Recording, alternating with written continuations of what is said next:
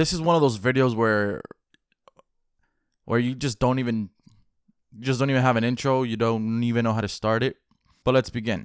So I wanted to talk about a few things in this video, whether you're a YouTuber or whether you just watch YouTube. I'm pretty sure it may concern you.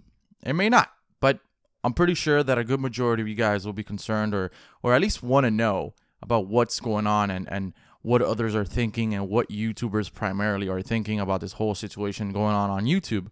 And I want to give my thoughts on it. I'm not going to lie. There's quite a few things I have in mind. I'm not going to speak about all of them, but I do want to just state the main ones. And the first one being YouTube in general, right? I'm a true believer that everything has an ending. Everything always comes to an end. Doesn't matter if it ends in a day, if it ends in 10 days, 10 years, 100 years. Eventually, everything has to end. And that's just the way life works. That's 100%. Everything has an ending. Now, I am not saying in this video that YouTube is gone to crap and it is going to end. I don't think it is. I think this is a really, really, really, really bad time on YouTube. And I'm pretty sure, at least I'm highly, highly hoping, all right? I have really high hopes that it'll get sorted and it'll get fixed and everything would be back to at least kind of what it used to be a few months ago. And the thing with YouTube right now is, and I've made a video about this, but I do want to talk about other things. I feel like the thing with YouTube right now, yes, everybody, or at least 95% of YouTubers are suffering or experiencing some type of bugs, whether it comes to sub boxes, videos not being sent to sub boxes, who they're subscribed to. I mean, you know there is an issue when PewDiePie tweets out about YouTube problems. He's tweeted out multiple times already. I think today he tweeted out the following. Let me pull out my phone here. Every YouTuber that bought a Lambo is starting to sweat now. That was funny. Basically saying YouTube is in a really shitty position right now, and if he notices, if he's noticing it, which he's obviously the biggest YouTuber, then there obviously is an issue. And I don't know anybody at YouTube that I can contact and they could be like, yeah, man, you know what? I'm gonna look into it. I'm gonna fix it. So I don't even know if they're really, really looking into it. I know they're aware of it because there's people making videos about it. I'm making videos about it. There's people tweeting about it. H3 has made multiple videos about it. So obviously they are aware. They know that there is an issue. But the fact is that I don't think they know how to fix the issue. Now, I also feel like this issue is affecting the majority of YouTubers, but primarily gaming channels. I feel like that. I don't know. I may be wrong, but I feel like a lot of gaming channels are being affected by it a little bit more than the regular channels. I still see quite a few vlogging channels doing pretty well, and other just technology channels doing pretty well, unboxing channels do pretty well. I've seen a lot more gaming channels with lower views, including myself. And if we were to narrow it down even more, I would say COD YouTubers are probably suffering the most. And yes, we have, in one hand, YouTube is really messed up and we don't know if there is going to be a fix, or at least anytime soon. I hope that for Christmas, man, just give us that Christmas gift. Hey guys, guess what? YouTube is fixed. Here are all the views that you should have gotten. Here are all the subs we just randomly robbed from you. Happy Merry fucking Christmas. Yeah, that's probably not going to happen, but that's in a perfect world, right? And then you have the other side, which is Call of Duty YouTubers right now. And this is not to bash on the game or anything. This is more like constructive criticism, right? Babe, is it constructive criticism? And I said this during the beta, and I'll say it again. I feel like Infinite Warfare 1 is too similar to Black Ops 3. So what happens when you have a Call of Duty game that is too similar to Black Ops 3? During the last 3-4 months of Black Ops 3, maybe not 4, that's too much. Anywhere between 1, 2, and 3, the last 3 months of Black Ops 3, people were already kind of dried out. They're already kind of bored of the game. It was just obviously 9-10 months more or less of the same thing. you know, obviously. So when you have a brand new Call of Duty, it's a new game, it's a new COD that people expect for it to be innovating and refreshing and have different stuff. But the thing with Infinite Warfare, and it's not a bad game, I feel like if more people give the game a chance, it's actually enjoyable in some freakish way. I enjoy it when I play it. But I feel like Infinite Warfare doesn't really bring anything new to the table. I think the most innovating thing that they brought to the table is the weapon tags, or I forgot what they're called, when you could put the little weapons, fucking, you know what. That is probably the most innovating thing.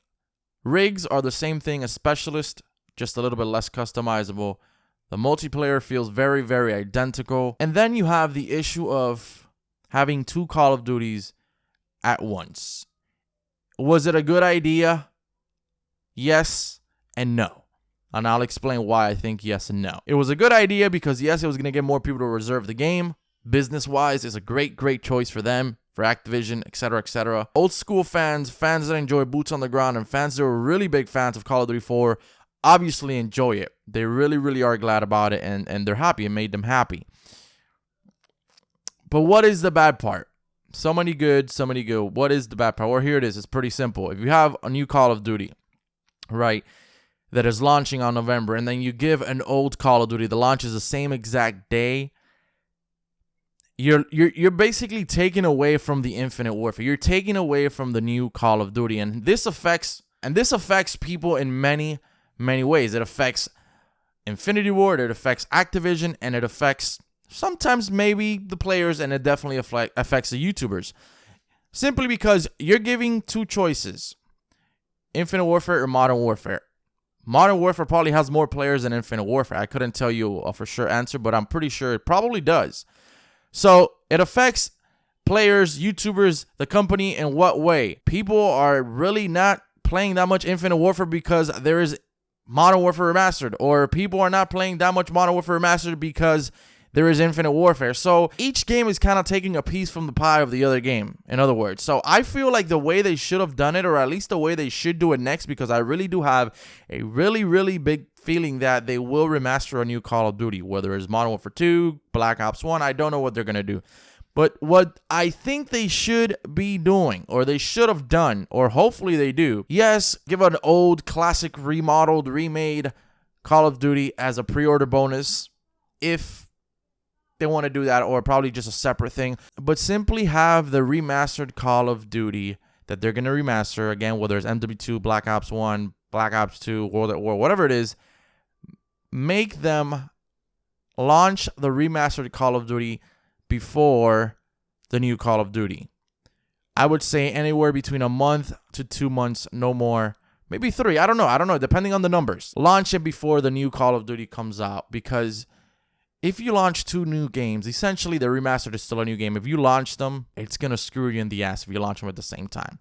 It's just you're taking away from one another, so then the numbers aren't there. They're just not.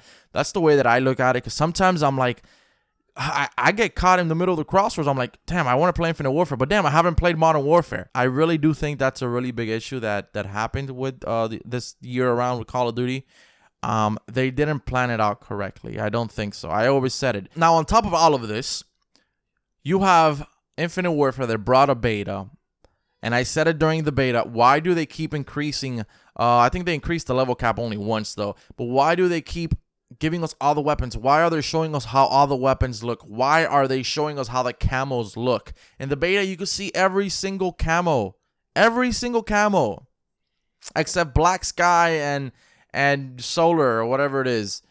And then a few days later, after the beta ended, Call of Duty Pro players were playing, and they were literally with the Black Sky camo and the Solar camo. So what? There is no rarity in that. There is absolutely no rarity in that. When the new game launches, you already know what the camos look like. You already know what the unlocked weapons look like. You already know what the classic weapons look like. You already know what they are, for God's sakes. There was no drive there. And I really feel like, on top of YouTube being messed up in every way, shape, or form, I feel like Infinite Warfare was executed in a very, very poor manner as far as the launch goes. The beta, they should have kept it to whatever, level 20, whatever, or 30, and have 1 or 2 weapons or 3 weapons max per category, if so, depending on the category. and have everything as far as camos, rare camos locked, everything, classic weapons should have been locked. By the time the game comes out, nobody really gives a shit because everything's already been seen, you know? So that's my take on it. Let me know in the comments your thoughts, opinions on YouTube, Call of Duty, Infinite Warfare, Modern Warfare, whatever it is. This is not a jab at them, but this is simply just me expressing my thoughts and opinions on what's going on not only the community, but the games as well. So, hope you enjoyed the video. If you did, a like would be appreciated. If you're new to the channel, subscribe. Hopefully you get my videos in your sub boxes.